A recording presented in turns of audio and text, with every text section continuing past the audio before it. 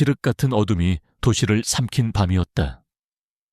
장대비가 쏟아져 서울의 아스팔트 위에서 차갑게 부서지며 넌사인의 불빛을 흐릿한 수채화처럼 번지게 했다. 강남의 화려한 스카이라인 아래 한적한 뒷골목은 마치 다른 세계처럼 고요하고 위험한 기운을 내뿜고 있었다. 이곳에 대한민국 경제계의 제왕 유진그룹의 회장 강태준이 쓰러져 있었다. 몇 시간 전까지만 해도 그는 수조 원이 오가는 비밀 계약을 성공시키고 냉혹한 카리스마로 상대를 압도하던 포식자였다. 그의 이름 앞에서는 모두가 고개를 숙였고 그의 결정 하나에 수많은 기업의 운명이 갈렸다. 그러나 지금 그는 차가운 빗물이 고인 바닥에 무릎 꿇린 채 생명의 마지막 불씨를 힘겹게 붙잡고 있었다. 타는 듯한 고통이 온몸의 신경을 찢어발겼다. 보이지 않는 독사가 혈관을 타고 심장으로 기어드는 듯한 끔찍한 감각이었다. 그의 옆에는 최고급 맞춤 정장을 입은 비서와 경호원들이 피를 흘리며 쓰러져 있었다. 완벽하게 계획된 기습이었다. 계약 상대를 위장한 적들은 악수를 나누는 척하며 그의 손등에 교묘하게 독침을 찔렀다. 순식간에 벌어진 일이었다. 훈련된 경호원들이 미처 대응하기도 전에 적들은 연기처럼 사라졌고 강태준의 몸에는 치명적인 독이 퍼지기 시작했다. 그는 평생을 정상에서 군림하며 단 한 번도 자신의 통제력을 잃어본 적이 없었다. 하지만 지금 그의 의식은 맹렬한 속도로 흐려지고 있었다. 이대로 끝인가? 강태준은 이를 악물었다. 억울함과 분노가 피와 함께 역류했다. 그는 아직 이뤄야 할 것이 많았다. 그를 무너뜨리려 호시탐탐 기회를 엿보는 적들에게 유진그룹을 넘겨줄 수는 없었다. 그는 필사적으로 몸을 일으키려 했지만 손가락 하나 까딱할 수 없었다. 시야가 흐려지며 빗속에 비친 도시의 불빛들이 점차 멀어져 갔다. 죽음의 그림자가 그의 목을 서서히 조여오고 있었다. 그때였다. 어둠 속에서 조용히 다가오는 발소리가 들렸다. 너무나도 가볍고 소리 없는 발걸음이라 마치 빗소리에 섞인 환청처럼 느껴질 정도였다. 흐릿한 시야 속으로 한 사람의 형체가 들어왔다. 가느다란 실루엣이었다. 여자인가? 이런 위험한 곳에, 이 깊은 밤에 왜 강태준은 마지막 남은 힘을 쥐어짜 경고하려 했지만 목에서는 그르렁거리는 소리만 새어나올 뿐이었다. 여인은 그의 앞에 멈춰 섰다. 그녀는 값비싼 우산 대신 낡은 대나무 삿갓을 쓰고 있었고 몸에는 풀냄새와 흙냄새가 섞인 묘한 향기가 배어 있었다. 수수한 무명 옷차림은 이 화려한 도시의 밤과 전혀 어울리지 않았다. 그녀의 얼굴은 삿갓 그림자에 가려 잘 보이지 않았지만 칠흑 같은 밤에도 길을 잃지 않는 별처럼 맑고 깊은 눈동자가 그를 내려다보고 있었다. 그녀의 이름은 윤설이. 전설적인 의술을 계승한 신의 쉔이 가문의 마지막 후예였다. 그녀는 오직 이처럼 비가 쏟아지는 밤, 특정 시간에만 상잇을 깨서 피어나는 희귀한 약초 월화초, 유에샤 차오를 채취하고 돌아오는 길이었다. 그녀의 눈에는 세상의 부와 권력 따위는 한 줌 먼지와도 같았다. 오직 생명의 존귀함만이 그녀의 유일한 관심사였다. 윤설이는 쓰러진 남자들과 강태준을 차례로 살폈다. 다른 이들은 이미 숨이 끊어졌지만 강태준에게는 아직 미약한 기운이 남아있었다. 그녀는 몸을 숙여 그의 손목을 잡았다. 가늘고 부드러운 손가락이 그의 맥을 짚는 순간 그녀의 눈썹이 미세하게 찡그려졌다. 이 독은 흑영접 헤이잉디에 이미 수백 년 전에 사라진 것으로 알려진 고대의 맹독이었다. 나비의 날갯가루에서 추출한 이 독은 아주 미량만으로도 사람의 신경계를 완전히 마비시키고 심장을 멎게 만들었다. 현대의학으로는 해독은커녕 원인조차 찾아낼 수 없을 터였다. 그녀의 눈빛이 복잡하게 흔들렸다. 인연이 아닌 일에 휘말리고 싶지 않았다. 이 남자가 어떤 사람인지, 어떤 삶을 살아왔는지 그녀는 알지 못했다. 그를 구하는 순간 평온했던 그녀의 삶에 거대한 파문이 일어날지도 모른다. 하지만 꺼져가는 생명을 눈앞에 두고 외면하는 것은 그녀의 길이 아니었다. 스승이자 할아버지였던 선대 신인은 늘 말씀하셨다. 의원은 사람을 가리지 않는다. 오직 생명만을 볼 뿐이다. 결심을 굳힌 윤설이의 눈빛이 다시 차분해졌다. 그녀는 허리에 찬 작은 양낭에서 방금 채취한 월화초 한 줄기를 꺼냈다. 달빛을 머금은 듯 은은한 빛을 내는 신비로운 약초였다. 흑영접의 유일한 해독제였지만 그냥 먹어서는 아무 효과가 없었다. 반드시 시술자의 기키와 천으로 약성을 극대화한 뒤 독이 퍼진 심장과 가장 가까운 혈맥으로 직접 주입해야만 했다. 그리고 그 가장 빠르고 유일한 방법은 윤설이는 잠시 망설였다. 낯선 사내에게 입을 맞추는 행위는 생명을 구하는 의술의 과정일 뿐. 그 이상도 이하도 아니었다. 그녀는 스스로에게 다짐하며 차가운 빛 속에 조용히 삿갓을 벗었다. 드러난 그녀의 얼굴은 화장기 하나 없이 청초했지만 그 어떤 보석보다도 맑고 깊은 기품이 흘렀다. 그녀는 월화초를 자신의 입안에 넣고 잘게 씹었다. 쌉쌀하면서도 청량한 향이 입안에 퍼졌다. 그녀는 눈을 감고 내공을 끌어올려 약초의 성분과 자신의 기를 하나로 융합시켰다. 이윽고 그녀의 입안에 모인 약초의 진액이 희미한 빛을 띠기 시작했다. 강태준의 의식은 거의 끊어지기 직전이었다. 칠흑 같은 죽음의 강을 건너려 할 때 한 줄기 따스한 빛이 그에게 다가왔다. 그리고 그의 메마른 입술 위로 믿을 수 없을 만큼 부드럽고 따뜻한 감촉이 내려앉았다. 그것은 입맞춤이었다. 그의 평생에 수많은 여자들이 입술을 탐했지만 이처럼 순수하고 신성한 감각은 처음이었다. 부드러운 입술이 열리며 청가한 풀향기를 머금은 따뜻한 기운이 그의 입안으로 흘러들어왔다. 그것은 단순한 액체가 아니었다. 생명의 정수 그 자체였다. 그 기운이 식도를 타고 내려가자 타는 듯한 고통으로 비명을 지르던 그의 혈관이 서서히 진정되기 시작했다. 얼어붙어 가던 심장이 다시 미약하게나마 온기를 되찾았다. 강태준은 필사적으로 눈을 뜨려 했다. 이 기적 같은 순간을, 자신을 구원한 존재를 눈에 담고 싶었다. 하지만 그의 눈꺼풀은 청은망은 무거웠다. 희미하게 열린 씨앗 속으로 보이는 것은 빗물에 젖은 긴 속눈썹과 근심 어린 표정으로 자신을 내려다보는 깊은 눈동자뿐이었다. 그리고 그 모든 것을 감싸는 은은한 약초 향기. 그는 그 향기를 기억 속에 새기며 다시 깊은 어둠 속으로 빠져들었다. 윤설이는 그의 입술에서 조용히 입술을 떼었다. 그녀는 다시 한번 그의 맥을 짚어 독기운이 억제되고 생명의 불씨가 되살아난 것을 확인했다. 그녀의 임에는 식은땀이 송골송골 맺혀 있었다. 자신의 기를 소모하는 위험한 시술이었기 때문이다. 그녀는 조용히 자리에서 일어났다. 그녀가 할 일은 여기까지였다. 남자의 신호는 가슴에 달린 값비싼 배지가 유진그룹의 것임을 말해주고 있었다. 곧 그의 사람들이 찾아올 것이다. 그녀는 더 이상 이곳에 머물 이유가 없었다.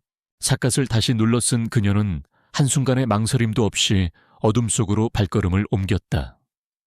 마치 처음부터 그곳에 아무도 없었던 것처럼. 그녀는 빗소리 속으로 흔적도 없이 사라졌다. 오직 차가운 공기 속에 섞인 희미한 월화초 향기만이 방금 전의 일이 꿈이 아니었음을 증명하고 있었다. 얼마 지나지 않아 요란한 사이렌 소리와 함께 수십 대의 검은 세단이 골목을 에워쌌다. 늦게 도착한 강태준의 경호팀과 비서실 직원들이었다. 그들은 참혹한 광경에 경악하며 쓰러진 강태준을 발견했다. 회장님, 정신 차리십시오. 그들은 급히 강태준을 유진그룹 소유의 VIP 병원으로 옮겼다. 병원은 발칵 뒤집혔다. 대한민국 최고의 의료진이 총동원되었다. 각종 검사가 진행되었지만 결과는 충격적이었다. 도저히 이해할 수가 없습니다. 분명 회장님의 체내에서는 미지의 독성 물질이 검출되었는데 지금은 거의 사라진 상태입니다. 마치 강력한 해독제를 투여받은 것 같습니다.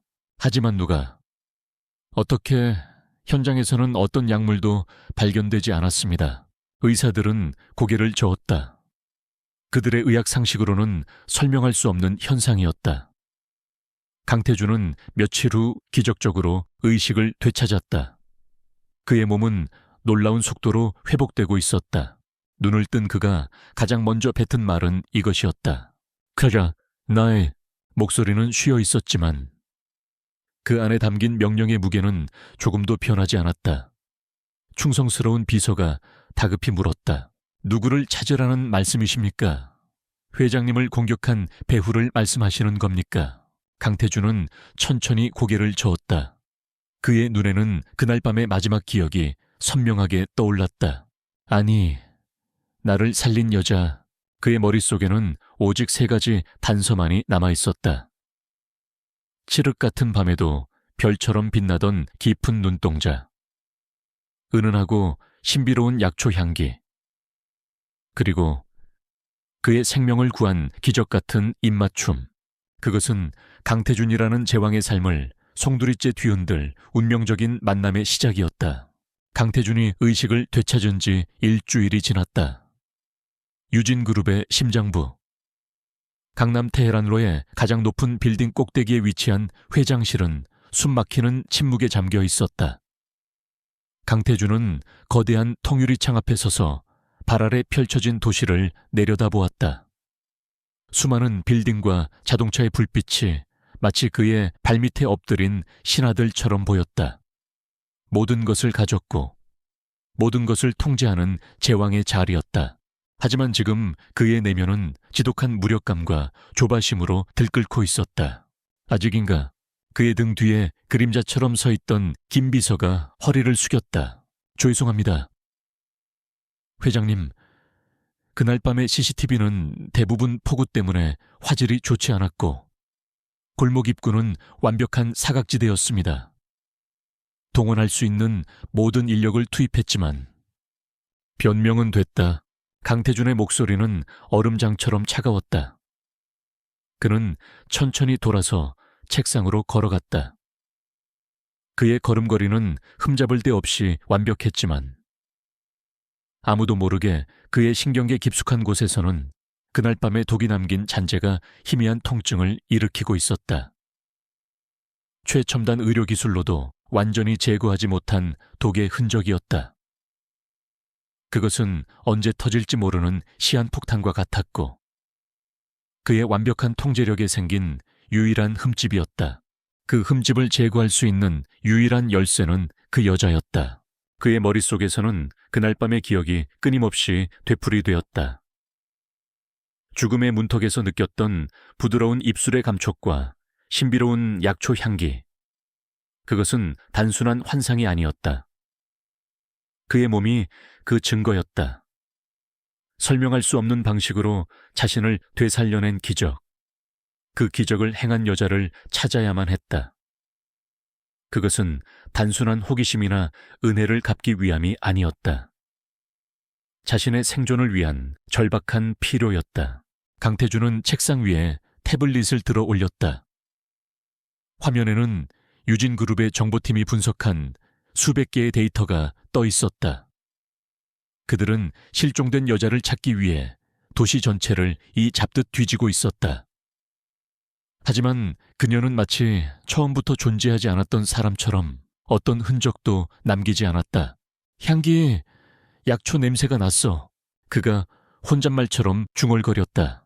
네, 회장님, 그 점에 착안해서 서울 및 수도권의 모든 한약재 시장과 한의원을 조사하고 있습니다. 그런 흔한 곳에 있을 리가 없어. 강태준은 단언했다. 평범한 한의사가 그런 신비로운 의술을 가졌을 리 만무했다. 그녀는 분명 세상에 알려지지 않은 특별한 존재일 터였다. 그의 뇌가 비상하게 회전하기 시작했다. 통제와 분석. 그것이 강태준이 지금의 자리에 오를 수 있었던 가장 강력한 무기였다. 그는 지도를 확대했다. 사건이 벌어졌던 강남의 뒷골목. 그곳에서 가장 가까운 곳에 인적이 드문 산이 하나 있었다. 그날 밤 그녀는 비를 맞고 있었어. 우산도 없이, 마치 비가 오는 것이 당연하다는 듯이 약초를 채취하고 있었다면, 혹시 그 산인가? 그의 가설에 김비서의 눈이 번뜩였다. 즉시 새로운 명령이 하달되었다. 유진그룹의 정보팀은 탐색 범위를 산 주변으로 집중했다. 낡은 상점의 저화질, CCTV, 동네 주민들의 희미한 증언, 그 어떤 사소한 단서도 놓치지 않았다. 그리고 마침내 며칠간의 집요한 탐색 끝에 실마리가 잡혔다. 상이슬게 오래된 동네 어귀에 설치된 방범 카메라에 그날 밤 폭우 속에서 삿갓을 쓴 여인의 형체가 희미하게 포착된 것이다. 그녀는 산에서 내려와 동네 안쪽으로 사라지고 있었다. 보고를 받은 강태준의 눈빛이 날카로워졌다. 그 동네를 샅샅이 뒤져 약초를 다루는 곳은 전부 확인해. 얼마 지나지 않아 최종 보고가 올라왔다. 상이슬게 허름한 골목 끝에 위치한 작은 한의원. 해민당 후이민탕이라는 낡은 현판이 걸린 곳이었다.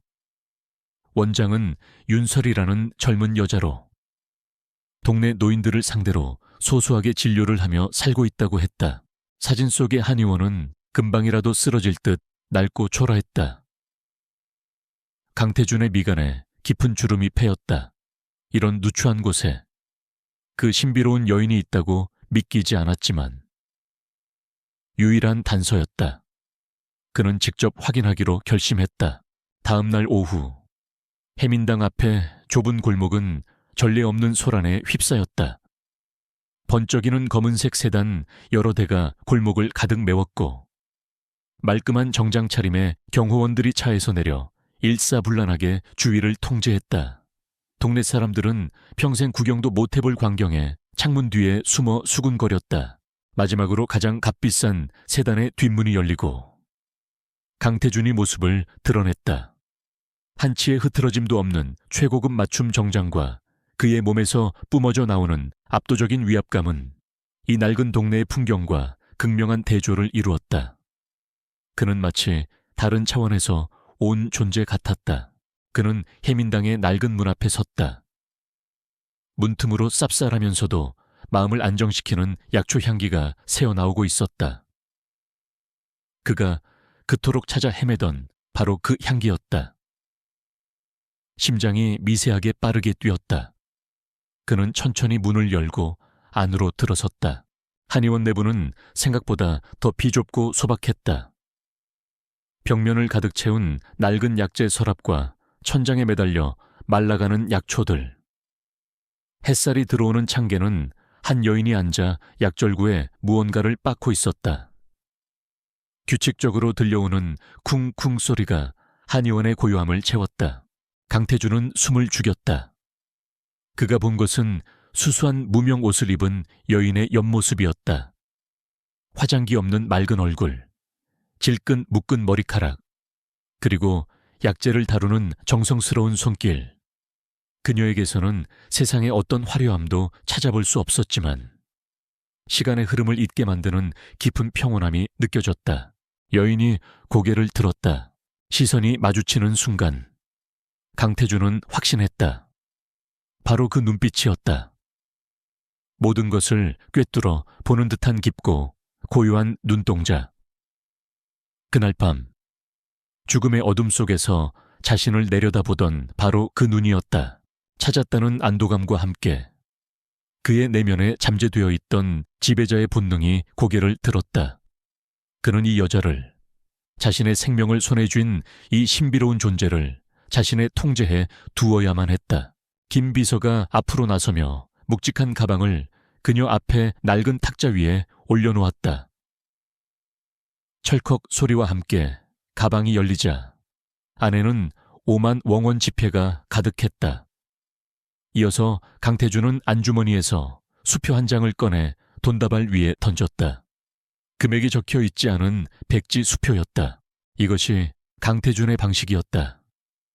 세상 모든 것에는 가격이 있고 그는 그 가격을 지불할 능력이 있었다. 네가 나를 살렸더군. 그의 목소리는 감정 없이 건조했다. 값을 치르지. 이 돈 전부와 이 백지 수표. 원하는 액수를 적어. 그리고 지금부터 내 전담 의사가 되는 거다. 그는 그녀가 놀라거나 감격하거나 최소한 탐욕스러운 눈빛이라도 보일 것이라 예상했다. 하지만 윤설이의 반응은 그의 예상을 완전히 빗나갔다. 그녀는 돈가방과 백지 수표에는 눈길조차 주지 않았다. 그녀의 시선은 오직 강태준의 얼굴에 고정되어 있었다. 그 눈빛에는 놀라움도, 탐욕도, 두려움도 없었다. 의원이 환자를 진찰하는 듯한 담담하고 예리한 시선이었다. 생명을 구하는 일에 값은 매길 수 없습니다. 그녀의 목소리는 약절구 소리처럼 차분하고 단호했다. 그리고 저는 환자를 가려서 받지 않습니다. 돌아가십시오. 순간 회장실의 공기가 얼어붙었다. 강태준은 말문이 막혔다. 태어나서 단 한 번도 누군가에게 이토록 명백하고 단호한 거절을 당해본 적이 없었다. 그의 얼굴에서 표정이 사라지고 냉기가 어렸다. 내가 누군지 알고 하는 소린가. 그의 목소리에 경고의 의미가 담겼다. 대한민국에서 감히 그의 제안을 거절할 수 있는 사람은 없었다. 하지만 윤설이는 조금도 위축되지 않았다. 그녀는 조용히 자리에서 일어나 그에게 한 걸음 다가왔다. 그리고 그의 눈을 똑바로 바라보며 말했다. 제 눈에는 그저 치료가 필요한 아픈 사람으로만 보입니다. 그녀의 시선이 그의 깊은 곳을 꿰뚫는 듯했다. 몸의 독은 어느 정도 다스렸지만 마음의 병은 제 능력 밖이군요. 교만과 불신이라는 병 말입니다. 그 말을 마친 윤설이는 다시 자신의 자리로 돌아가 약절구를 빻기 시작했다. 쿵, 쿵 다시 울려 퍼지는 소리는 마치 이 공간의 주인은 자신이며 더 이상 그와 대화할 가치를 느끼지 못한다는 무언의 선언과도 같았다. 강태준은 그 자리에 못 박힌 듯 서 있었다. 돈과 권력, 그가 세상을 움직이는 두 가지 무기가 이 작고 초라한 한의원에서 이 젊은 여자 앞에서 완벽하게 무력화되었다. 굴욕감과 당혹감, 그리고 정체를 알 수 없는 강렬한 감정이 그의 내면에서 소용돌이쳤다. 그는 아무 말도 하지 못하고 몸을 돌려 해민당을 나섰다. 등 뒤로 들려오는 규칙적인 약절구 소리가 그의 패배를 알리는 북소리처럼 느껴졌다. 채 올라탄 그의 얼굴은 분노로 굳어 있었다. 김 비서는 감히 아무 말도 꺼내지 못했다. 감히 나를 거절해. 하지만 그 분노의 이면에는 생전 처음 느껴보는 강렬한 호기심과 정보욕이 불타오르기 시작했다. 윤설이, 그녀는 그가 지금껏 만나온 그 어떤 사람과도 달랐다. 돈으로 살 수 없고 힘으로 굴복시킬 수 없는 존재. 강태준의 입가에 차가운 미소가 걸렸다. 제이미스 건, 몸속에 남은 독의 위협보다 이제는 윤설이라는 수수께끼를 풀어야 한다는 새로운 목표가 그의 마음을 사로잡았다. 강태준은 결코 포기하는 남자가 아니었다.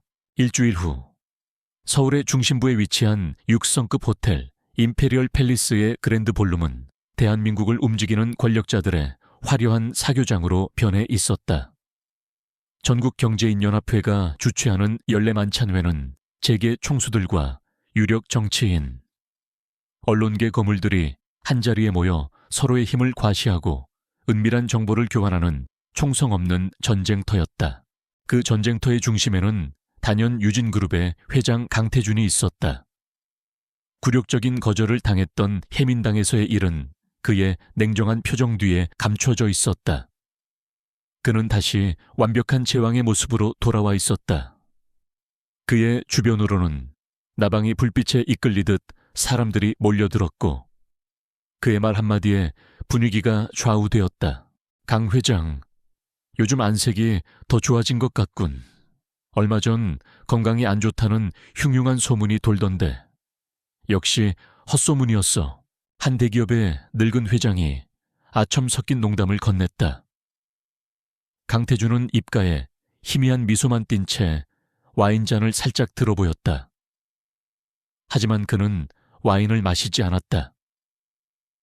그날 이후로 그의 몸은 극도로 예민해져 있었다. 특히 마음이 복잡할 때면 혈관 깊숙한 곳에서 차가운 벌레가 기어가는 듯한 불쾌한 감각이 느껴지곤 했다. 그는 그것이 독의 잔재라는 것을, 그리고 윤설이라는 여자가 아니면 해결할 수 없다는 것을 본능적으로 알고 있었다. 하지만 강태준은 누구에게도 손을 내미는 법을 배우지 못했다. 그는 자신의 힘으로 윤설이를 굴복시켜 데려올 방법을 찾고 있었다.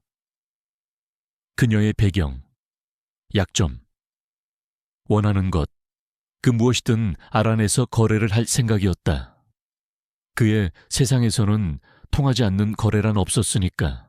그때 그의 앞에 익숙한 얼굴이 나타났다. 이런, 강 회장, 여기서 뵙는군요. 그날 이후로 처음인가요? 부드러운 미소와 서글서글한 눈매. 하지만 그 눈빛 깊은 곳에는 교활한 뱀의 기운이 서려 있었다. 숙명의 라이벌, 태성바이오의 회장 최진혁이었다. 그날 밤 강태준을 습격한 배후로 가장 유력한 인물이기도 했다. 초의 회장이야말로 얼굴 보기 힘든 귀한 몸 아니신가. 해외에서 좋은 소식이라도 들고 오셨나 보지. 강태진의 목소리는 평온했지만 두 사람 사이에는 보이지 않는 스파크가 튀었다. 최진혁은 능글맞게 웃으며 강태준의 어깨를 가볍게 쳤다. 별 말씀을. 강 회장께서 얼마 전 큰일을 겪으셨다는 소문을 듣고 걱정이 되어서 말이야. 몸은 좀 어떠신가? 역시 젊어서 그런지 회복이 빠른 모양이야. 그의 말 속에는 가시가 돋쳐 있었다. 자신이 한 짓이라는 은근한 암시이자 강태준의 상태를 떠보려는 교묘한 수작이었다. 강태준의 눈빛이 순간 차갑게 가라앉았다.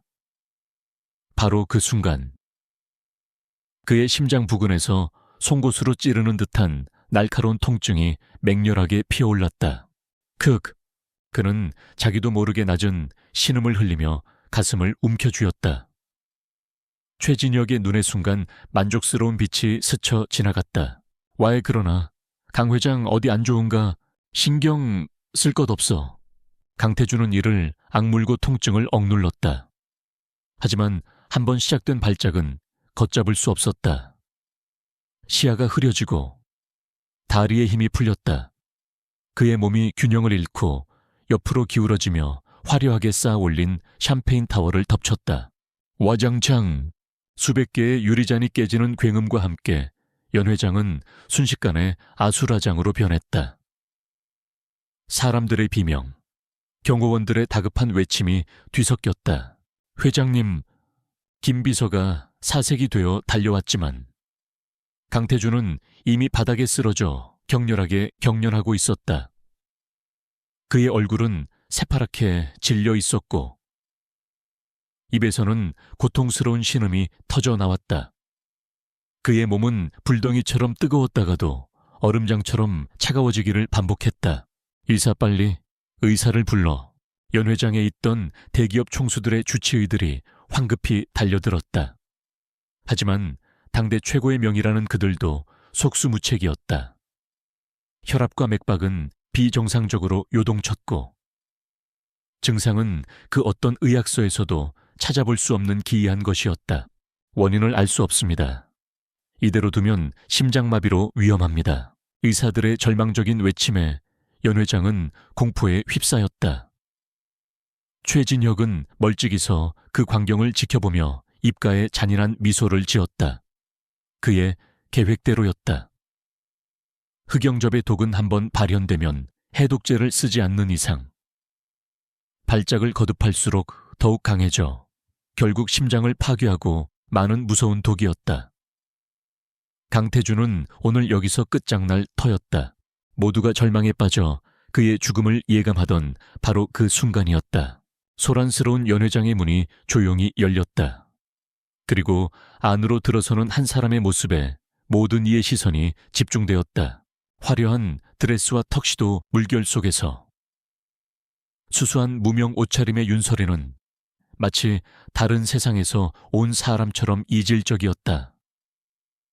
그녀는 이 호텔의 VVIP 환자에게 약을 전해주고 돌아가던 길에 소란을 듣고 이곳에 들른 것이었다.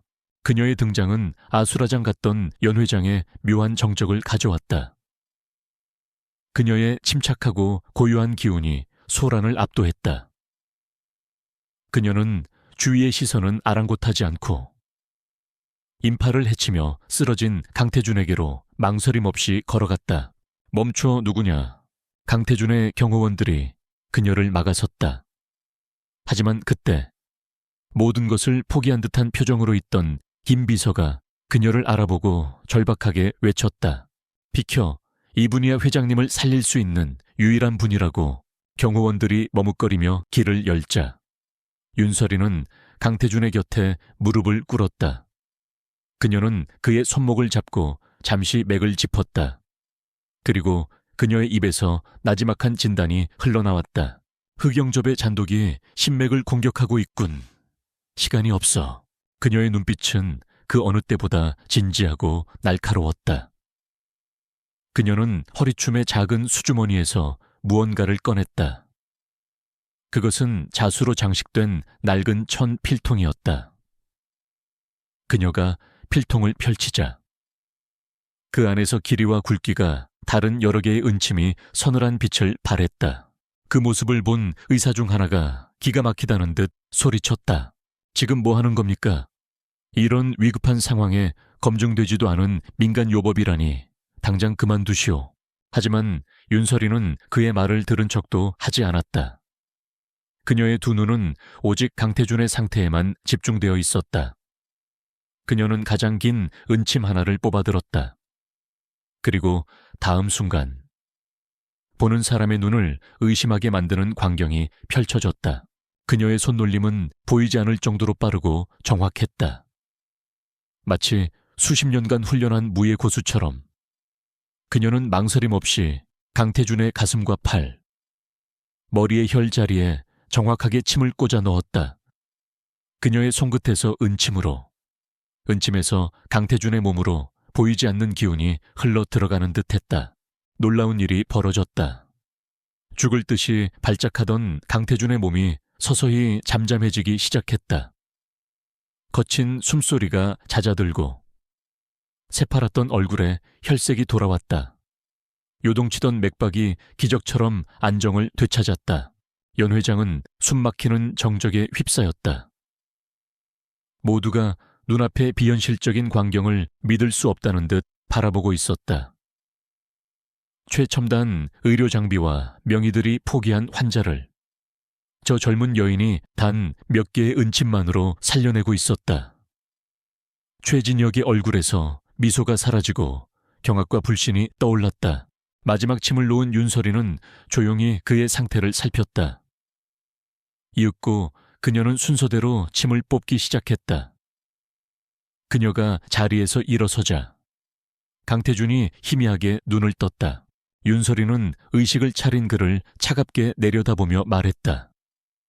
목소리는 나지막했지만 그 안에 담긴 경고는 연 회장 전체를 울리는 듯했다. 이건 임시방편일 뿐입니다. 몸속에 남은 독의 근원을 뽑아내지 않으면 다음 발작은 목숨을 앗아갈 겁니다. 그 말을 마친 그녀는 더 이상 볼 일이 없다는 듯 조용히 몸을 돌렸다. 그때였다. 잠깐. 쇠약하지만 절박함이 가득 담긴 목소리가 그녀를 붙잡았다. 강태준이었다. 그는 김비서의 부축을 받아 힘겹게 상체를 일으켰다. 그의 자존심, 오만함, 세상을 지배하던 제왕의 위엄은 산산조각 나 있었다. 그의 눈에는 오직 살아남고 싶다는 원초적인 갈망만이 남아 있었다. 대한민국의 모든 권력자들이 지켜보는 앞에서 그는 처음으로 누군가에게 고개를 숙였다. 너와 주시오. 그것은 명령이 아니었다. 오만함의 대가로 죽음의 문턱까지 갔던 한 남자의 진심 어린 간청이었다. 윤설이는 걸음을 멈추고 천천히 그를 돌아보았다. 그녀의 깊이를 알 수 없는 눈동자가 그를 물끄러미 바라보고 있었다. 이제 두 사람 사이의 힘의 균형은 완벽하게 역전되었다. 최진혁의 펜트하우스는 도시의 야경을 발아래 둔 공중 요새 같았다. 하지만 그 화려한 풍경과 달리 내부 공기는 분노와 살기로 얼어붙어 있었다. 벽에 걸린 대형 스크린에서는 연회장에서 벌어진 소동과 기적적으로 강태준을 살려낸 신비로운 여인에 대한 뉴스가 반복해서 흘러나오고 있었다. 와장창. 최진혁은 손에 들고 있던 크리스털 잔을 스크린을 향해 집어 던졌다. 산산조각 난 유리 파편이 값비싼 카펫 위로 쏟아졌다. 그의 완벽하게 관리된 얼굴이 흉측하게 일그러져 있었다. 윤세월이. 그는 짓씹듯 그 이름을 내뱉었다. 다 잡은 먹잇감을 눈앞에서 놓친 사냥꾼의 격분이었다. 그의 계획은 완벽했다. 강태준이 제거되면 유진그룹은 후계자 다툼으로 내분에 휩싸일 것이고 그 틈을 타 태성바이오가 업계의 왕좌를 차지할 예정이었다. 그런데 어디서 굴러 들어왔는지 모를 계집 하나가 그 모든 것을 망쳐놓았다. 어디서 그런 괴물 같은 의술을 그는 이해할 수 없었다. 현대의학의 정점에 있는 태성바이오의 기술력으로도 해독이 불가능한 고대의 독을 고작침 몇 개로 막아낸다는 것은 상식 밖의 일이었다. 그녀는 그의 치밀한 계획에 등장한 가장 위험하고 예측 불가능한 변수였다. 어둠 속에서 그림자처럼 한 남자가 나타나 그의 앞에 고개를 숙였다. 최진혁의 가장 더러운 일들을 처리하는 해결사였다. 회장님, 부르셨습니까? 최진혁은 증오로 이글거리는 눈을 돌려 그를 노려보았다. 강태준이 아직 살아있다. 그를 살린 계집, 윤설이라고 했나 당장 그 계집의 뒷조사를 해. 태어나서부터 지금까지의 모든 행적, 가족, 친구, 돈관계, 쥐새끼 한 마리까지 샅샅이 뒤져. 그녀가 강태준의 약점이든 혹은 새로운 무기든 더 이상 변수로 놔둘 수 없어. 처리할 방법을 찾아내. 알겠습니다. 해결사는 감정 없는 목소리로 대답하고는 다시 어둠 속으로 조용히 사라졌다. 최진혁의 눈에 다시금 잔인한 빛이 떠올랐다. 그는 변수를 용납하지 않았다. 예측 불가능한 것은 싹을 잘라버리면 그만이었다. 같은 시각 한남동에 위치한 강태준의 개인 펜트하우스는 병원보다 더 삼엄한 긴장감이 감돌았다. 그는 퇴원했지만 유진그룹의 최고 의료팀이 24시간 그의 상태를 주시하고 있었다. 연회장에서의 공개적인 굴욕은 그의 자존심에 깊은 상처를 남겼지만 동시에 그의 머리를 차갑게 식혀주었다. 그는 윤설이라는 여자가 돈이나 권력으로 움직일 수 있는 인물이 아니라는 것을 뼈저리게 깨달았다. 그녀를 소유하려 했던 자신의 생각이 얼마나 오만하고 어리석었는지 인정해야만 했다. 그녀는 그가 다루던 세상의 법칙 밖에 있는 존재였다. 이제 그는 접근 방식을 바꾸어야 했다. 그녀를 얻기 위해서는 그녀의 세상으로 들어가 그녀의 규칙을 따라야만 했다. 강태준은 침대에서 몸을 일으켜 서재로 향했다. 아직 몸이 완벽하게 회복되지 않아 걸음이 조금 불안정했지만 그의 눈빛은 그 어느 때보다 날카롭게 빛나고 있었다. 그는 김비서를 호출했다. 지금부터 계획을 변경한다. 그의 목소리는 낮고 단호했다. 해민당 주변의 경비를 강화해. 절대 눈에 띄지 않게. 그림자처럼 움직여. 24시간 감시하되. 그녀가 눈치채서는 안 된다. 그녀의 일거수일투족을 보고해 단. 절대 사생활을 침해하거나 그녀를 불편하게 만들지 마. 그녀는 보호 대상이다. 김비서는 놀라움을 감추지 못했다. 감시가 아닌 보호라는 단어. 회장의 입에서 그런 말이 나온 것은 처음이었다. 강태준의 태도가 지배와 통제에서 존중과 보호로 바뀌고 있음을 의미했다. 그리고 최진혁의 동향을 주시해 그놈이 반드시 그 여자를 노릴 거다. 강태준의 예측은 정확했다. 그의 오만함은 꺾였을지언정 적의 의도를 꿰뚫어보는 통찰력은 더욱 예리해져 있었다. 한편 폭풍의 눈이 된 윤설이는 해민당에서 아무 일도 없었다는 듯 평온한 일상을 보내고 있었다. 그녀는 아침 일찍 일어나 약초를 다듬고 찾아오는 동네 노인들의 아픈 허리와 무릎에 침을 놓아주었다. 호텔에서 있었던 일은 그녀에게 그저 소란스러운 꿈처럼 느껴졌다. 그녀는 강태준이라는 남자와 그의 위험한 세계에 휘말리고 싶지 않았다. 하지만 그녀의 예민한 감각은 주변의 미묘한 변화를 감지하고 있었다. 평소 시끄럽던 골목이 이상할 정도로 조용해졌고 며칠 전부터 동네 슈퍼마켓에 새로운 젊은 직원은 물건을 파는 것보다 골목 입구를 주시하는데 더 관심이 많아 보였다. 밤이 되면 맞은편 건물에 비어있던 옥상에서 아주 희미한 담배 불빛이 보이곤 했다. 그녀는 자신이 보이지 않는 그물에 둘러싸여 있음을 직감했다. 이것이 강태준의 감시일까? 아니면 그를 노렸던 적들의 위협일까? 어느 쪽이든 그녀가 원하던 평화로운 삶과는 거리가 먼 것이었다. 그녀의 마음속에서 갈등이 일었다. 의원으로서 그녀는 치료가 필요한 환자를 외면할 수 없었다.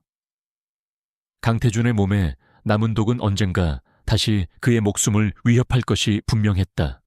하지만 그를 치료한다는 것은 그의 세계에 발을 들여놓는 것을 의미했다.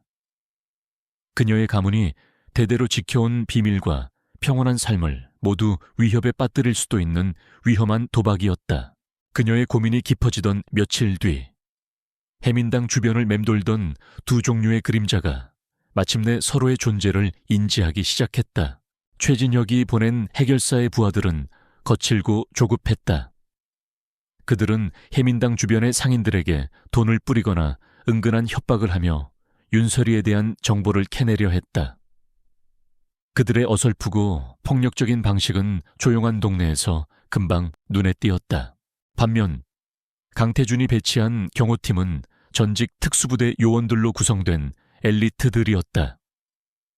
그들은 동네의 풍경 속에 완벽하게 녹아들어 누구의 눈에도 띄지 않게 최진혁의 끈앞풀들의 움직임을 하나하나 포착하고 있었다. 회장님, 보고 드릴 말씀이 있습니다. 김 비서는 긴급히 강태준에게 연락했다. 최진혁의 끈앞풀들이 윤설이 씨의 주변을 맴돌고 있습니다. 동네 사람들을 상대로 그녀에 대한 정보를 캐내고 있습니다. 아무래도 그녀를 직접적으로 노리는 것 같습니다. 보고를 듣는 강태준의 얼굴이 차갑게 굳었다. 역시나였다. 최진혁은 자신을 살려낸 윤설이를 제거하려 하고 있었다. 그녀가 자신 때문에 위험에 처한 것이다.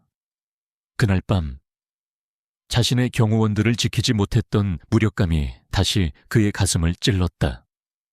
이번에는 결코 같은 실수를 반복할 수 없었다. 그는 더 이상 멀리서 그녀를 지켜볼 수만은 없다고 판단했다. 직접 그녀를 만나 경고하고 설득해야만 했다. 그와 그녀는 이제 같은 적을 마주한 공동 운명체라는 사실을 깨닫게 해주어야 했다. 강태준은 자리에서 일어났다. 이번에는 비서도, 경호원도 대동하지 않았다.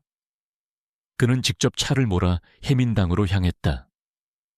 차창 밖으로 스치는 도시의 풍경을 보며 그는 마음을 다잡았다. 이번 방문은 지난번과는 완전히 달랐다. 돈으로 거래를 제안하러 가는 것이 아니었다. 동맹을 요청하러 가는 길이었다. 한 명의 환자로서, 그리고 그녀를 위험에 빠뜨린 책임자로서. 강태준의 차가 해민당 앞 좁은 골목에 멈춰 섰다. 그는 차에서 내려 낡은 한의원 문을 바라보았다. 그의 심장이 무겁게 가라앉았다. 문을 여는 순간 자신과 그녀의 운명이 돌이킬 수 없이 얽히게 될 것임을 예감했다. 강태준이 해민당의 문을 열고 들어섰을 때 윤설이는 말없이 탕약을 다리고 있었다. 쌉쌀한 약초 향기 속에 팽팽한 긴장감이 감돌았다.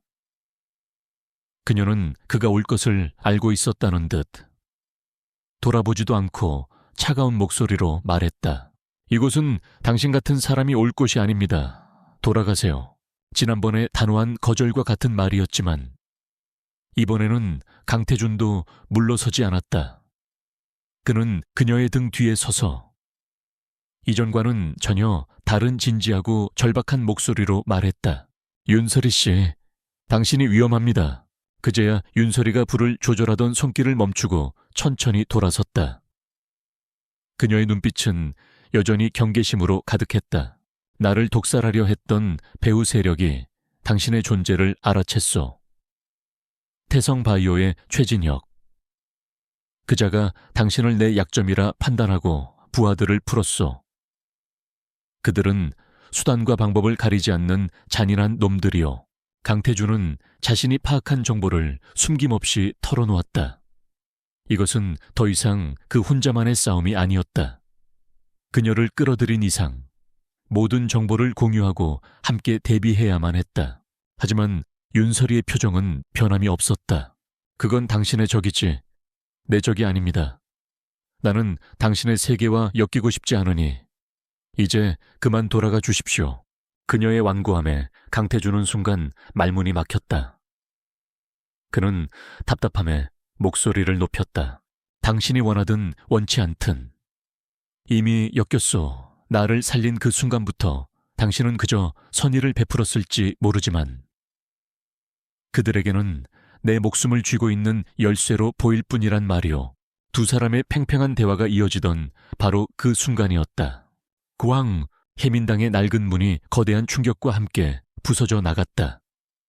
칠흑 같은 어둠을 등지고 검은 양복을 입은 사내 여러 명이 살기를 뿜어내며 안으로 들이닥쳤다.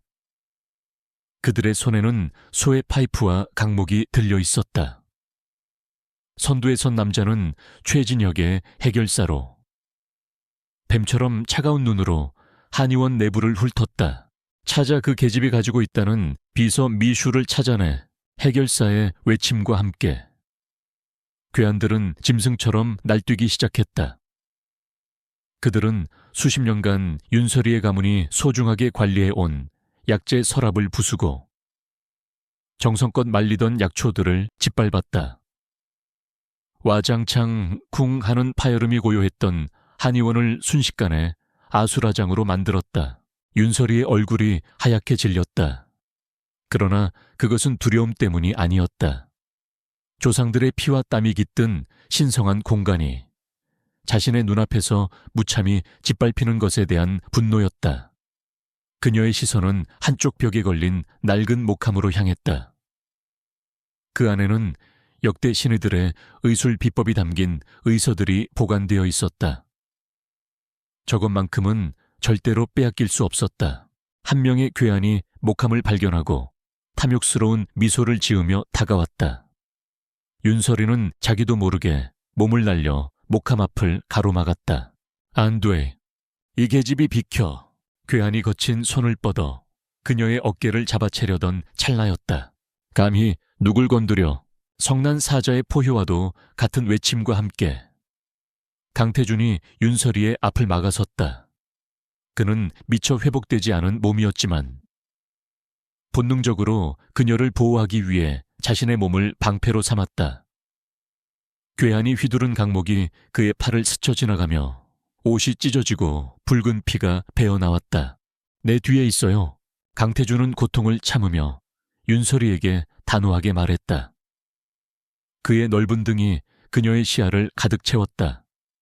생전 처음 느껴보는 낯선 보호였다. 바로 그 순간 해민당의 깨진 문과 창문으로 그림자처럼 검은 형체들이 쏟아져 들어왔다. 최진혁의 어중이떠중이들과는 차원이 다른 날카롭고 절도 있는 움직임이었다. 강태준이 외부에서 대기시키고 있던 그의 최정예 경호팀이었다. 상황은 순식간에 역전되었다. 한의원의 좁은 공간은 순식간에 격렬한 싸움터로 변했다. 하지만 그것은 일방적인 제압에 가까웠다. 강태준의 경호원들은 마치 잘 훈련된 군인들처럼 최소한의 움직임으로 괴한들의 급소를 정확하게 타격하며 무력화시켰다. 비명과 신음소리가 난무했지만 싸움은 불과 몇 분 만에 끝이 났다. 상황이 불리해진 것을 깨달은 해결사는 재빨리 부하 몇을 버리고 어둠 속으로 도망쳤다. 싸움이 끝나자 해민당에는 무거운 침묵만이 남았다. 사방은 온통 부서진 가구와 흩어진 약재들로 폐허처럼 변해 있었다. 윤설이는 자신의 삶의 터전이자 성역이었던 공간이 처참하게 망가진 모습을 보며 망연자실하게 서 있었다. 그녀의 손이 분노와 무력감으로 미세하게 떨리고 있었다. 그때 거친 숨을 몰아쉬던 강태준이 그녀에게 다가왔다. 그의 뺨에는 싸움 중에 생긴 상처가 선명했다. 괸 찬소. 그의 목소리에는 권위나 오만함 대신 진심 어린 걱정이 담겨 있었다. 윤설이는 천천히 고개를 들어 그를 바라보았다. 자신의 앞을 막아서던 그의 단단한 등, 자신을 위해 피를 흘린 그의 모습이 뇌리에 박혀 있었다. 그는 부하들 뒤에 숨지 않았다. 직접 자신을 지키기 위해 몸을 던졌다. 그녀는 강태준의 경고가 사실이었음을, 그리고 자신이 혼자의 힘으로는 이 거대한 폭력에 맞설 수 없다는 것을 깨달아야만 했다. 그녀가 지키고 싶었던 평온한 일상은 이미 산산조각 나 있었다. 그녀는 폐허가 된 한의원을 한번 둘러보고 다시 강태준의 얼굴을 보았다. 그리고 아주 오랫동안 침묵하던 그녀의 입에서 마침내 나지막한 목소리가 흘러나왔다. 오늘 밤은 고맙습니다. 그것은 아주 작은 한마디였지만 그녀에게는 자신의 신념을 꺾고 세상과 타협하는 첫걸음이었다. 강태준은 그녀의 말에 담긴 무게를 느낄 수 있었다. 윤설이는 결심한 듯 흔들림 없는 눈빛으로 그를 똑바로 응시하며 말을 이었다. 당신을 치료하겠습니다. 당신 몸의 독을 완전히 해독하고 이 모든 일의 배후를 밝혀내 끝내야겠어요. 그것만이 내 일상으로 돌아갈 수 있는 유일한 길인 것 같군요. 그것은 항복이 아니었다. 자신의 삶을 되찾기 위한 어쩔 수 없는 동맹의 선언이었다. 그녀는 더 이상 도망치지 않고 이 문제의 근원인 강태준과 손을 잡고 정면으로 돌파하기로 결심한 것이다. 강태준의 얼굴에 비로소 안도감이 번졌다.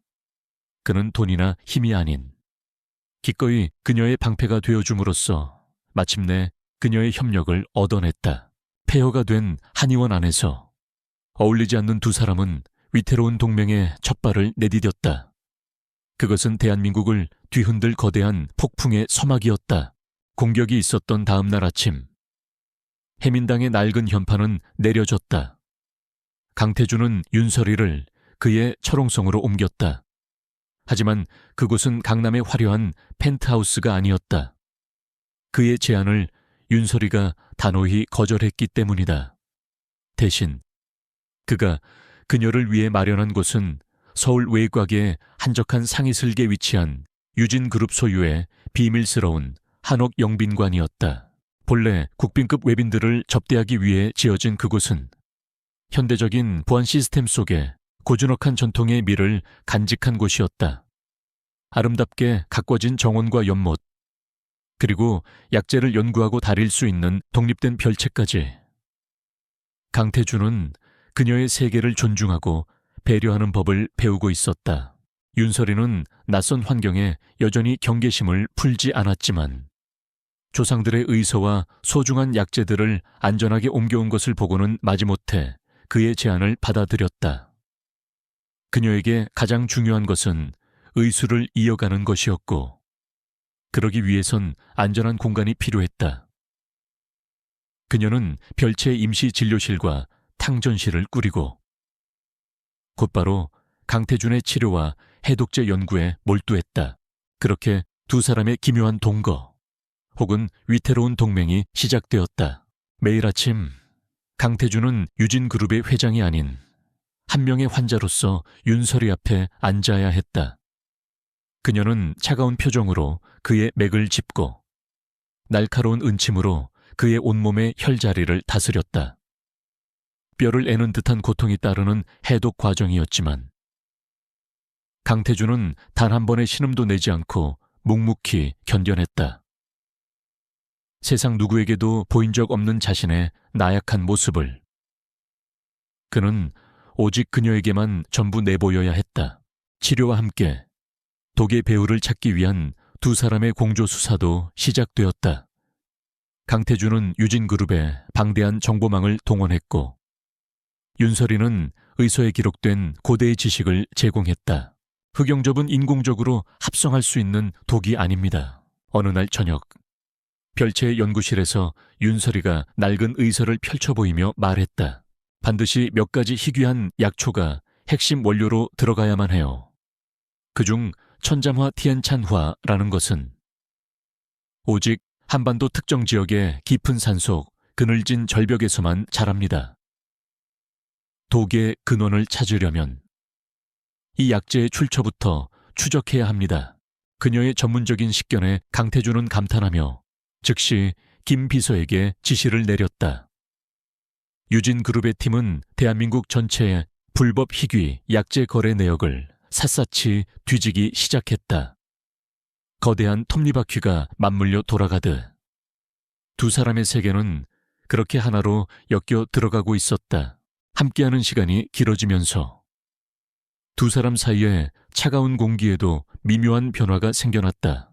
하루는 해독 치료 중 강태준이 극심한 오한과 함께 경련을 일으켰다.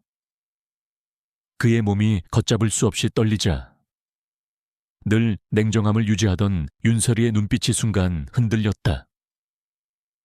그녀는 침을 놓던 손을 잠시 멈추고 자신의 따뜻한 손을 그의 차가운 이마에 가만히 얹었다. 괜찮습니다. 독이 빠져나가면서 나타나는 명현 반응일 뿐이니. 그녀의 목소리는 평소보다 훨씬 부드러웠다. 강태준은 순간 모든 고통을 잊었다. 태어나서 처음 느껴보는 순수한 위로였다. 어머니에게서도 그 어떤 연인에게서도 받아본 적 없는 따스함이 그의 얼어붙은 마음속으로 스며들었다. 그는 자신도 모르게 그녀의 손길을 조금이라도 더 느끼고 싶어 눈을 감았다. 또 다른 날 밤 강태준은 서류를 검토하다 잠시 머리를 식히려 별채로 향했다. 연구실에는 아직 불이 켜져 있었다. 그는 창문 너머로 책상에 엎드려 잠이 든 윤설이의 모습을 발견했다. 그녀의 주변에는 산더미처럼 쌓인 고서들이 흩어져 있었다. 그녀가 자신을 살리기 위해 얼마나 무거운 짐을 지고 밤낮으로 애쓰고 있는지 그는 새삼 깨달았다. 그는 조용히 안으로 들어가 자신의 양복 상의를 벗어 그녀의 어깨 위에 가만히 덮어주었다. 평생 누구도 챙겨본 적 없는 그가 베푼 첫 배려였다. 잠시 후 잠에서 깬 윤설이는 어깨에 걸쳐진 그의 천이 희미하게 남은 재킷을 보고는 말없이 한동안 그 온기를 느끼고 있었다. 두 사람의 식사는 늘 침묵 속에서 이루어졌다. 그러던 어느 날 강태준이 먼저 침묵을 깼다. 어째서 이런 길을 선택했소? 그의 갑작스러운 질문에 윤설이는 잠시 놀란 듯 젓가락을 멈췄다. 할아버지의 유언이셨습니다. 의원은 사람을 살리는 기술 이전에 사람의 마음을 헤아리는 마음을 가져야 한다고요. 제게는 그것이 전부입니다. 그녀는 할아버지의 이야기를 하며 처음으로 희미한 미소를 보였다. 그 미소에 강태준은 잠시 넋을 잃었다. 늘 차갑고 단단하게만 보였던 그녀에게서 처음 발견한 부드러운 모습이었다. 그는 자신도 모르게 자신의 이야기를 꺼내고 있었다. 나에게도 할아버지가 계셨지. 하지만 그분은 내게 경영수치와 적을 이기는 법 외에는 아무것도 가르쳐주지 않으셨소. 외롭고 황량했던 그의 윤영이가 그 한마디에 모두 담겨 있었다. 윤설이는 말없이 그의 이야기를 들어주었다. 두 사람은 처음으로 서로의 세계를 조금이나마 엿보며 보이지 않는 공감대를 형성하고 있었다. 그러던 중 마침내 수사에 첫 번째 돌파구가 생겼다. 찾았습니다. 회장님, 천잠화의 대규모 불법 거래 내역을 확보했습니다. 유통을 맡은 무역회사는 서류상으로는 깨끗하지만 자금 흐름을 추적한 결과 태성바이오의 위장회사인 것으로 드러났습니다. 김 비서의 흥분된 보고에 강태준과 윤설이는 동시에 서로를 바라보았다. 마침내 최진혁의 꼬리를 잡은 것이다. 하이네스건, 강태준의 낮은 목소리와 다행입니다 라고 말하는 윤설이의 안도하는 목소리가 연구실 안에서 섞였다. 그 순간 두 사람 사이에는 더 이상 환자와 의원 혹은 보호자와 피보호자의 관계는 없었다. 위험한 싸움을 함께 헤쳐나가는 굳건한 파트너만이 존재할 뿐이었다. 강태준은 기쁨을 나누는 윤설이의 얼굴을 물끄러미 바라보았다. 그녀의 지성, 그녀의 신념, 그리고 위기 앞에서도 흔들리지 않는 고요한 강인함. 그는 자신이 점점 더 깊이 그녀에게 빠져들고 있음을 느꼈다. 그것은 단순한 고마움이나 호기심이 아니었다. 존경과 연모, 그리고 지켜주고 싶다는 강렬한 소유욕이 뒤섞인 그가 생전 처음 느껴보는 감정이었다. 그날 저녁 강태준은 멀리서 한옥정원의 약초밭을 돌보는 윤설이의 모습을 지켜보았다. 노을빛을 받아 부드럽게 빛나는 그녀의 옆모습을 보며 그는 조용히 결심했다. 자신의 목숨을 구하는 것은 이제 유일한 목표가 아니었다. 그녀가 지키려는 저 고요하고 올곧은 세계를 온전히 지켜내는 것. 그것이 그의 새로운 싸움의 이유가 되어가고 있었다. 태성바이오라는 명확한 목표가 생기자 강태준의 방역은 빠르고 정밀하게 시작되었다. 그는 유진그룹의 심장부인 전략기획실 내에 비밀 태스크포스팀을 꾸렸다. 최정예 해커와 정보 분석가들로 구성된 그의 창은 태성바이오의 위장회사를 향해 깊숙이 파고들기 시작했다. 밤낮으로 이어진 추적, 수많은 데이터와 자금 흐름이 거대한 지도처럼 그의 앞에 펼쳐졌다. 그들은 위장회사가 희귀 약재를 유통했을 뿐만 아니라 천문학적인 규모의 비자금을 태성바이오로부터 수수했다는 사실을 밝혀냈다. 그 돈은 여러 개의 유령 회사를 거쳐 조세피난처의 한 비밀 계좌로 흘러 들어가고 있었다. 문제는 그 계좌의 주인이었다. 최진혁이 아무리 대담하더라도 유진그룹의 내부 정보 없이는 그토록 완벽한 타이밍에 강태준을 습격할 수는 없었다. 분명 내부 공모자가 있었다. 그룹의 심장부에 박힌 독침, 배신자를 찾아내야만 했다. 며칠 후 굳게 닫혀있던 강태준의 집무실 문이 열리고 김 비서가 창백한 얼굴로 들어섰다. 그의 손에는 얇은 보고서 한 장이 들려 있었지만 그 무게는 청은 망은처럼 느껴졌다. 찾았습니다. 회장님, 김비서는 차마 고개를 들지 못한 채 보고서를 책상 위에 올려놓았다. 강태준은 말없이 보고서를 집어들었다. 그의 시선이 계좌 소유주의 이름에 닿는 순간 그의 표정이 그대로 굳어버렸다. 얼음처럼 차갑고 단단하게 그곳에 적힌 이름은 그의 예상을 완전히 빗나간 것이었다. 적대 세력도 경쟁자도 아니었다. 오영민 이사, 강태준에게 오 이사는 단순한 임원이 아니었다. 아버지처럼 따랐던 스승이자 그가 회장 자리에 오르기까지 가장 큰 힘이 되어주었던 멘토였다. 그룹 내에서 강태준이 유일하게 속내를 터놓고 상의하던 사람이기도 했다. 그가 습격당하던 날 밤의 비밀 계약 일정을 알고 있던 극소수의 인물 중 한 명이었다. 강태준의 손에서 보고서가 힘없이 구겨졌다. 분노보다 더 깊은 차가운 절망감이 그의 온몸을 휘감았다. 라이벌의 공격은 예상했지만 믿었던 사람의 배신은 그의 영혼을 통째로 뒤흔드는 충격이었다.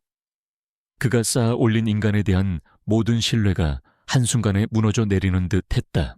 그날 오후 강태준은 오 이사를 자신의 집무실로 불렀다. 오셨습니까? 회장님, 무슨 긴급한 일이시라도 아무것도 모르는 듯 온화한 미소를 짓는 오 이사의 얼굴을 보며 강태준은 속에서 치밀어 오르는 역겨움을 가까스로 억눌렀다. 그는 아무 말 없이 책상 위에 서류 몇 장을 던졌다. 태성바이오의 비자금 흐름도와 오 이사의 해외 비밀 계좌 거래 내역이었다. 이게 대체 서류를 확인한 오 이사의 얼굴이 순식간에 잿빛으로 변했다. 그의 이마에서 식은 땀이 비 오듯 흘러내렸다. 강태준은 자리에서 일어나 그에게 다가갔다. 그의 목소리는 분노로 떨리는 대신 섬뜩할 정도로 차분했다. 저는 이사님을 가족처럼 믿었습니다. 아버지처럼 따랐습니다. 그런데 어째서 회장님, 오해입니다. 이건 최진혁 그놈이 파놓은 함정입니다. 변명은 듣고 싶지 않소. 강태준의 차가운 말에 오 이사의 발악이 멎었다. 그는 모든 것이 끝났음을 깨닫고는 무릎을 꿇고 애원하기 시작했다. 그의 입에서는 탐욕과 질투에 눈이 멀었던 한 늙은이의 추악한 변명이 쏟아져 나왔다. 젊은 나이에 모든 것을 가진 강태준에 대한 질투, 자신의 공로를 제대로 인정받지 못했다는 삐뚤어진 피해의식, 최진혁은 바로 그 약한 고리를 파고들었던 것이다. 강태준은 더 이상 듣지 않았다. 그는 무너진 오 이사를 싸늘하게 내려다보며 마지막 말을 건넸다. 내번에 그의 명령에 대기하고 있던 보안팀이 들어와 오 이사를 끌고 나갔다. 문이 닫히고 거대한 집무실에는 강태준 혼자만이 남았다. 배신자를 색출해낸 승리의 쾌감은 없었다. 오직 모든 것이 부서져 버린 듯한 공허함과 지독한 고독감만이 그를 짓눌렀다. 얼마나 시간이 흘렀을까. 그는 텅 빈 의자에 앉아 미동도 하지 않았다. 그때 조용히 문이 열리고 윤설이가 들어왔다.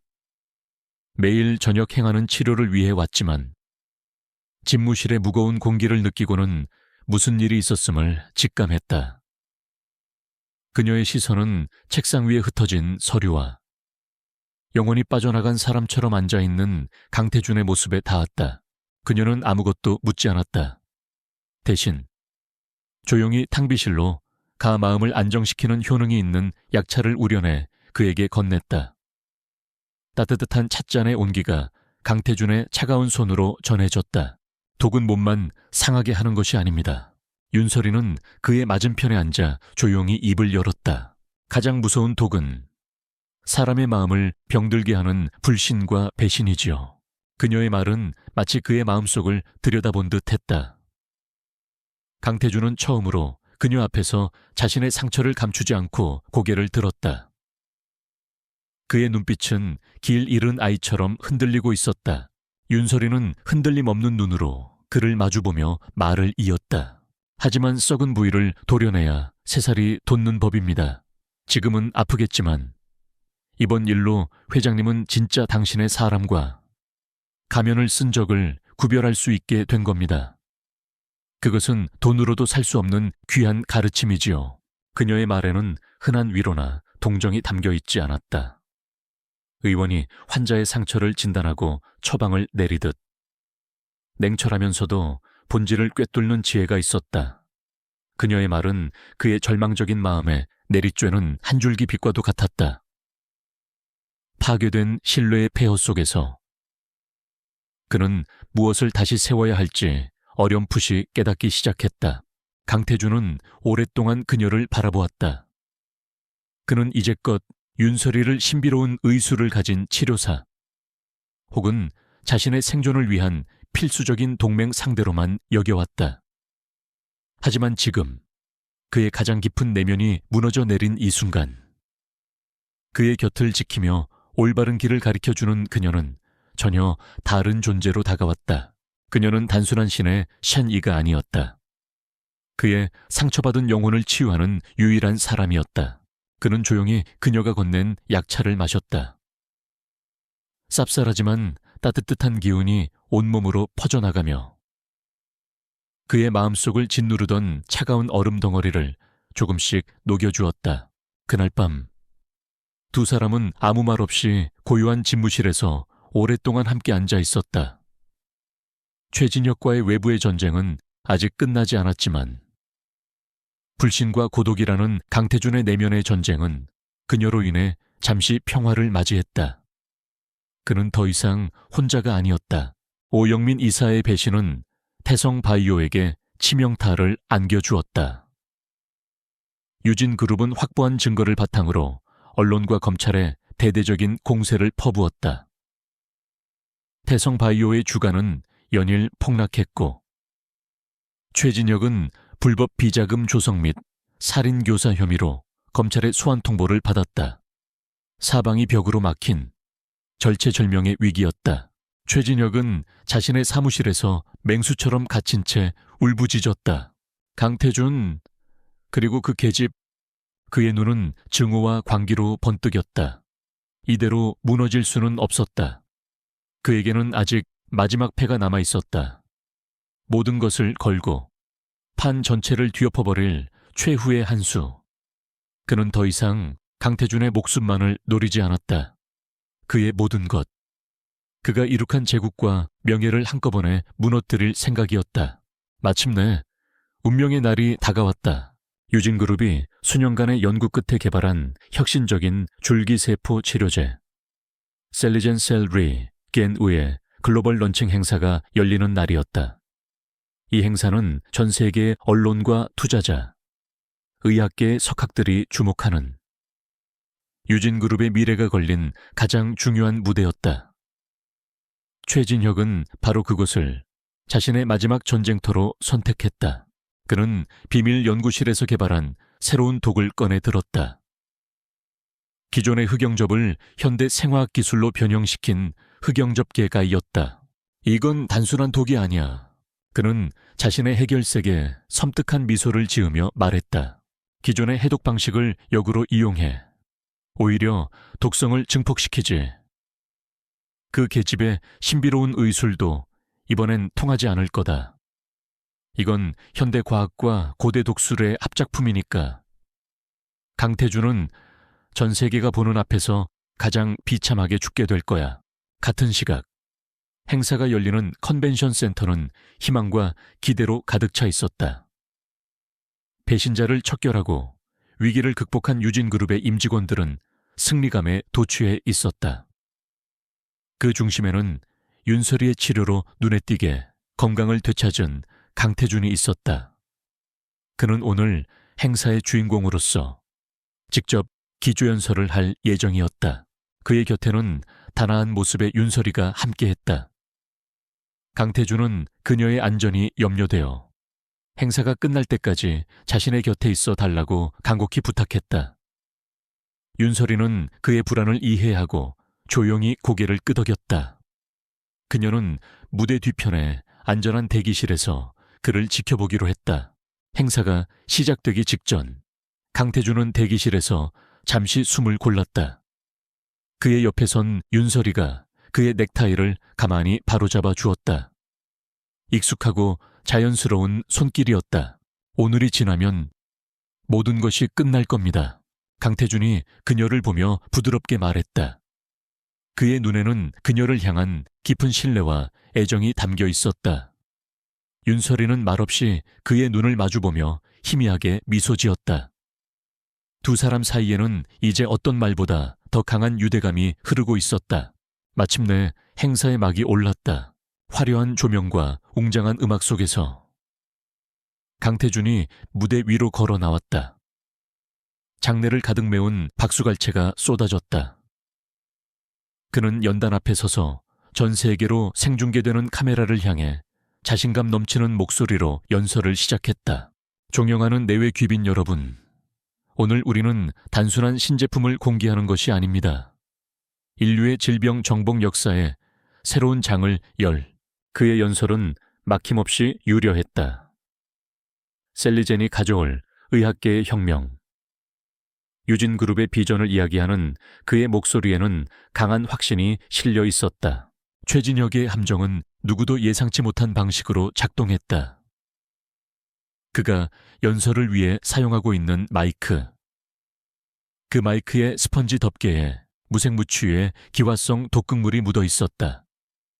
말을 할 때마다 입술의 점막을 통해, 호흡기를 통해 흑영 접개가 그의 몸속으로 소리 없이 스며들고 있었다. 연설이 절정으로 치닫던 순간이었다. 강태준이 셀리젠의 탄생을 선포하려던 바로 그때 그의 목소리가 순간 멈췄다. 이전의 발작과는 전혀 다른 감각이 그를 덮쳤다. 심장이 거대한 얼음덩이에 감싸이는 듯한 급격한 냉기, 타는 듯한 고통 대신 온몸의 신경이 마비되며 순식간에 힘이 빠져나가는 끔찍한 무력감이었다. 그는 연단에 손을 짚고 버티려 했지만 몸이 그의 의지를 배신했다. 강태준은 손에 들고 있던 마이크를 떨어뜨리며 그대로 무대 위로 쓰러졌다. 전 세계가 지켜보는 앞에서 대한민국 경제계의 제왕이 허무하게 무너져 내린 순간이었다. 행사장은 순식간에 아수라장이 되었다. 터져 나오는 비명, 수백 개의 카메라 플래시, 다급하게 무대로 뛰어 올라오는 경호원들, 대기실의 모니터로 그 모든 것을 보고 있던 윤설이의 심장이 멎는 듯했다. 그녀는 그의 쓰러지는 모습에서 본능적으로 무언가 잘못되었음을 직감했다. 이것은 단순한 재발이 아니었다. 그녀는 대기실을 박차고 나와 혼란에 빠진 경호원들을 해치며 미친 듯이 무대를 향해 달렸다. 비켜요. 제가 가야 합니다. 그녀의 절박한 외침에 경호원들이 길을 열었다. 무대 위에 쓰러진 강태준의 곁에 무릎을 꿇은 그녀는 망설임 없이 그의 손목을 잡았다. 맥이 거의 느껴지지 않았다. 그의 피부는 살아있는 사람이라고는 믿을 수 없을 정도로 차가웠다. 도지 변했어. 윤설이의 입에서 절망적인 탄식이 흘러나왔다. 이것은 그녀가 알던 흑영접이 아니었다. 훨씬 더 빠르고 더 치명적이며 완전히 다른 방식으로 몸을 파괴하고 있었다. 그녀는 재빨리 은침을 꺼내 들었지만 어디에 침을 놓아야 할지 순간적으로 판단이 서지 않았다. 기존의 혈자리는 아무 소용이 없을 터였다. 눈앞의 적은 그녀가 평생을 바쳐 쌓아온 의술의 지식을 비웃는 완전히 새로운 괴물이었다. 최진혁의 마지막 함정은 완벽하게 작동했다. 전 세계가 지켜보는 가운데 강태준의 생명은 초 단위로 꺼져가고 있었다. 그리고 그를 살릴 수 있는 유일한 희망인 윤설이는 생전 처음 겪는 무력감 속에서 속수무책으로 그 모습을 지켜봐야만 했다. 무대 위는 거대한 혼돈의 소용돌이였다. 전 세계로 송출되는 카메라가 꺼질 줄 모르는 플래시를 터뜨리는 가운데 강태준의 생명은 꺼져가는 촛불처럼 위태롭게 흔들리고 있었다. 윤설이는 차갑게 식어가는 그의 몸을 끌어안고 절망적인 사투를 벌였다. 그녀의 머릿속에서 수백 년간 이어져 내려온 가문의 의학 지식이 폭풍처럼 휘몰아쳤다. 일반적인 해독법은 통하지 않았다. 변형된 독은 그의 경락을 따라 흐르는 것이 아니라 생명의 근원인 심맥 자체를 얼어붙게 만들고 있었다. 이대로라면 불과 몇 분 안에 그의 심장은 영원히 멈출 터였다. 그녀의 뇌리에 할아버지가 생전에 단 한 번 엄숙하게 경고하며 알려주었던 금단의 비술이 스쳐 지나갔다. 역청위혈침 니티엔구의 시전 하늘의 뜻을 거슬러 피를 되돌리는 침술, 시술자의 정기 징치, 즉 생명력 그 자체를 불어넣어 죽어가는 사람의 심장을 강제로 되살리고 혈액을 정화하는 마지막 수단. 하지만 그 대가는 끔찍했다. 시술자는 자신의 생명력을 모두 소진하여 평생 회복할 수 없는 내상을 입거나 심하면 그 자리에서 목숨을 잃을 수도 있었다. 윤설이의 눈빛이 처절하게 흔들렸다. 단 한순간의 망설임이었다. 그녀는 쓰러진 강태준의 창백한 얼굴을 내려다보았다. 자신을 지키기 위해 몸을 던졌던 그의 등, 배신의 아픔 속에서 길 잃은 아이처럼 흔들리던 그의 눈빛, 그리고 어느새 자신의 마음속 깊은 곳에 자리 잡아버린 그의 존재. 그녀는 그를 잃을 수 없었다. 모두 물러서서 아무도 접근하지 못하게 막으시오. 그의 목숨이 당신들 손에 달렸소. 그녀의 절박한 외침에 이성을 잃고 있던 김비서와 경호원들이 정신을 차렸다. 그들은 본능적으로 그녀를 믿고 무대 주위에 인간 방패를 만들어 외부의 접근을 완벽하게 차단했다. 윤설이는 침통의 가장 깊숙한 곳에서 평생 사용하지 않으리라 다짐했던 것을 꺼냈다. 그것은 은침이 아닌 태양빛처럼 찬란한 금침 진전이었다. 오직 역청위혈침을 위해서만 존재하는 가문의 혼이 담긴 물건이었다. 그녀는 눈을 감고 온 정신을 집중하여 단전 깊은 곳에 기를 끌어올렸다. 주변의 소음이 멀어지고 그녀의 주위로 보이지 않는 기운의 막이 형성되는 듯 했다. 그녀는 왼손 손바닥을 그의 심장 위에 얹고 오른손으로 금침을 굳게 쥐었다. 하바 짧은 기압과 함께 그녀는 망설임 없이 금침을 그의 심장 위 치명적인 혈자리에 깊숙이 찔러 넣었다. 그것은 단순한 물리적인 행위가 아니었다. 그녀의 몸에서 빠져나온 뜨거운 생명력이 금침을 통해 그의 얼어붙은 심장을 향해 폭포수처럼 쏟아져 들어갔다. 큐에 엄청난 고통과 기력 소모에 윤설이의 입에서 신음이 터져 나왔다. 그녀의 얼굴은 순식간에 새하얗게 질렸고 이마에서는 비 오듯 식은땀이 흘러내렸다. 급기야 그녀의 입가에서 가느다란 핏줄기가 흘러내렸다. 그녀의 생명이 그에게로 옮겨가고 있는 증거였다. 한편 강태준의 의식은 끝없는 어둠의 강을 표류하고 있었다. 모든 감각이 사라지고 죽음의 평온함이 그를 유혹하던 순간 한 줄기 눈부시게 따뜻한 빛이 그의 심장을 강타했다. 그것은 윤설이의 생명력이었다. 그의 혈관 속에서 날뛰던 차가운 독기운이 그녀의 뜨거운 기운과 부딪히며 격렬하게 저항했다. 그 삶과 죽음의 경계에서 강태준의 정신은 역설적으로 그 어느 때보다 맑아졌다. 그의 일생을 지배했던 야망, 권력, 부, 그 모든 것들이 먼지처럼 하찮게 느껴졌다. 그의 머릿속에는 오직 한 사람의 모습만이 가득 찼다. 빗속에서 자신에게 입을 맞추던 그녀, 돈을 내밀자 경멸하듯 돌아섰던 그녀. 아픈 자신을 치료하며 조용히 위로해주던 그녀. 그리고 지금 자신을 위해 기꺼이 목숨을 내던지고 있는 그녀. 그것이 사랑이라는 것을 그는 죽음의 문턱에 와서야 비로소 깨달았다. 필사적으로 그는 청은망은 무거운 눈꺼풀을 들어올렸다. 시야에 들어온 것은 피를 흘리면서도 자신에게서 눈을 떼지 않는 윤설이의 처절한 얼굴이었다. 그는 마지막 남은 힘을 쥐었자 평생 단 한 번도 내뱉어 본 적 없는 말을 속삭였다.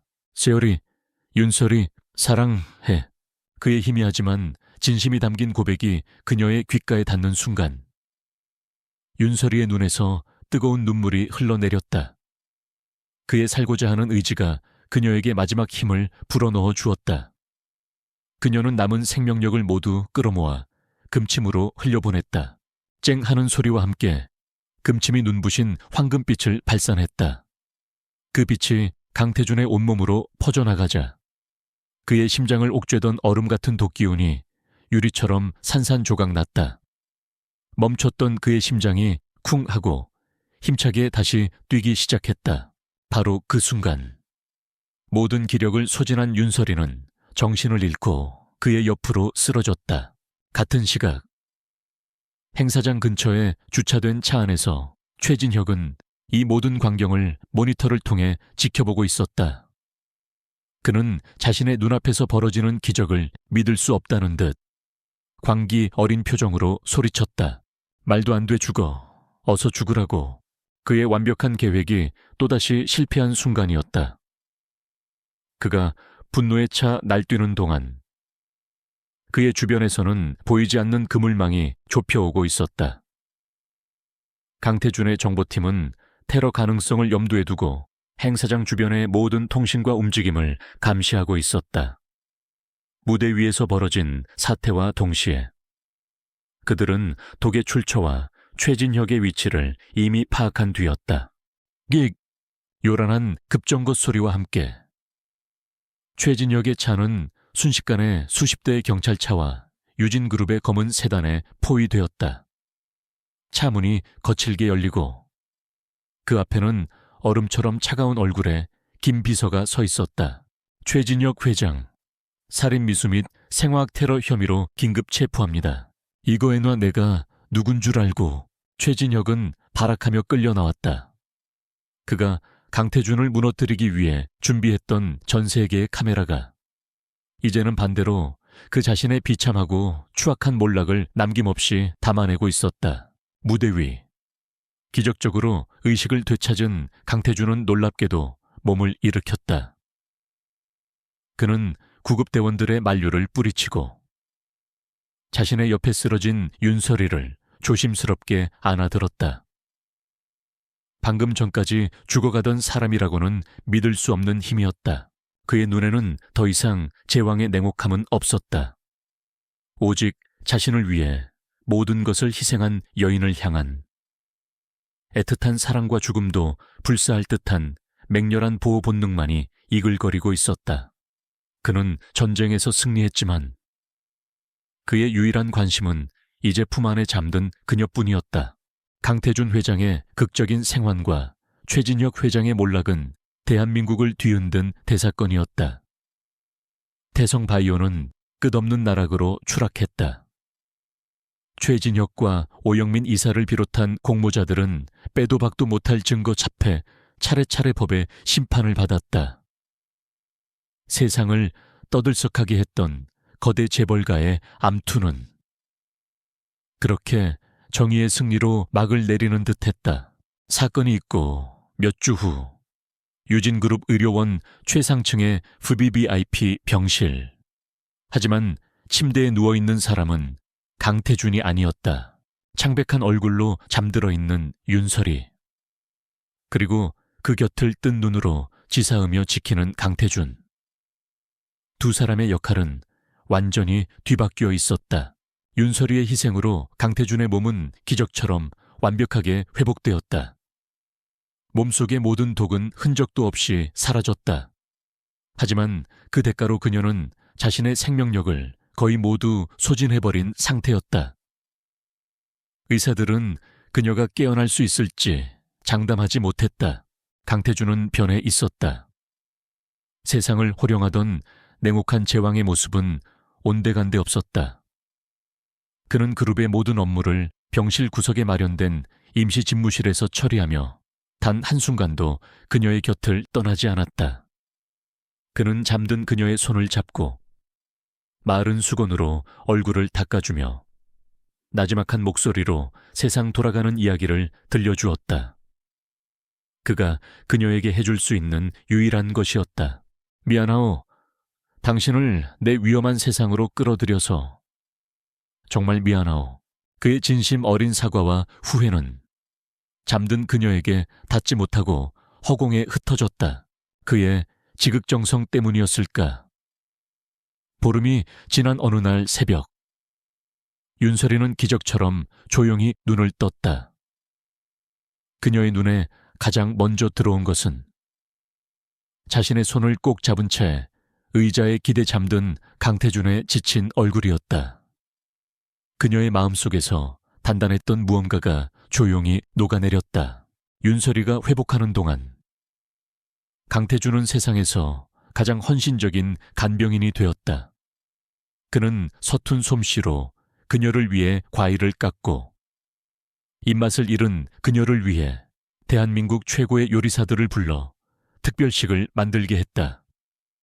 그의 세상은 이제 완벽하게 그녀를 중심으로 돌고 있었다.